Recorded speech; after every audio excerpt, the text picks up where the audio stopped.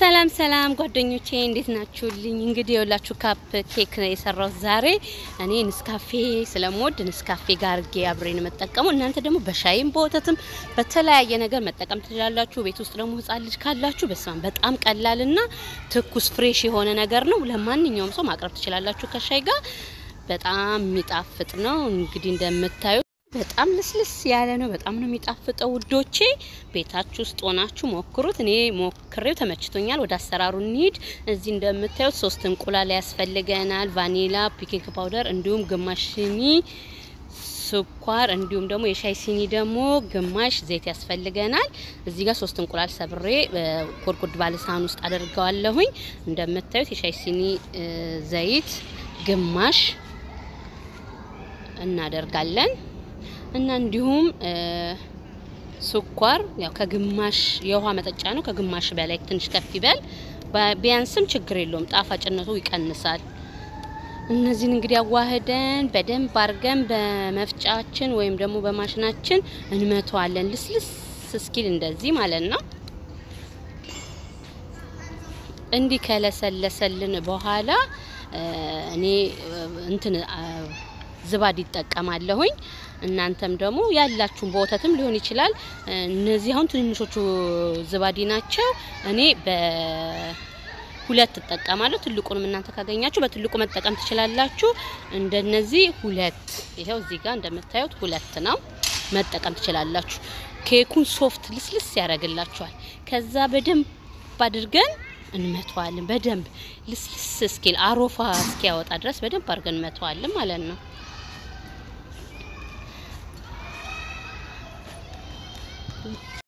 እንዲህ ከመታነው በኋላ ዱቄታችን የውሃ ብርጭቆ አንድ ሙሉ ቀስ ያለን እየጨመርን አብረን እንመተዋለን በደንብ ማለት ነው።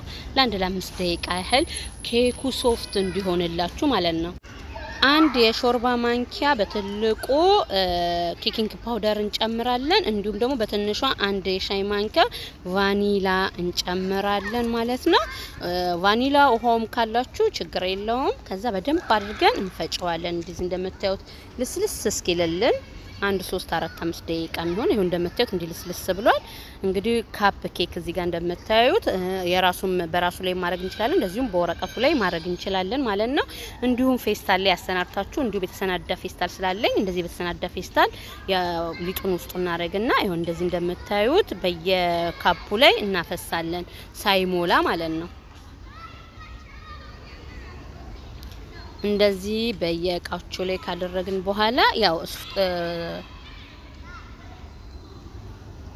ስቶፋችንን እንግዲህ በ180 በ160 አርገን ከላይም ከታችም ለኩሰን ስቶፋችን ውስጥ እናደርጋለን ማለት ነው።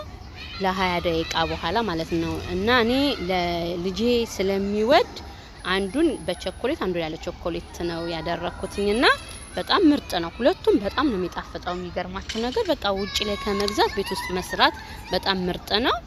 ይሄ እንደምታዩት ቸኮሌት ነው።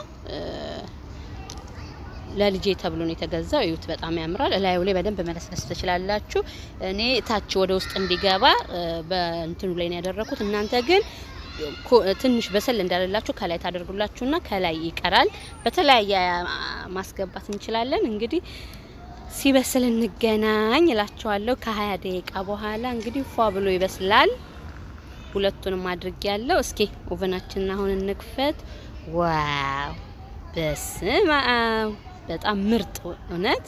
በየቤታችሁ ሞክሩት። በጣም ነው የሚፋጀው። ይሄ በቸኮሌቱ ነው፣ ያኛው ደግሞ ያለ ቸኮሌቱ ነው ማለት ነው። ወደ ውስጥ ገብቷል ቸኮሌቱ ወደ ስርቄጥ ስር ማለት ነው። ይሄን ይመስላል እንግዲህ በየቤታችሁ ሞክሩ ውዶቼ። በጣም አመሰግናለሁ። ሼር፣ ላይክ፣ ኮሜንት አድርጉ። ሀሳብ አስተያየታችሁን ስጡኝ። ስለተመለከታችሁ በጣም ነው ማመሰግነው።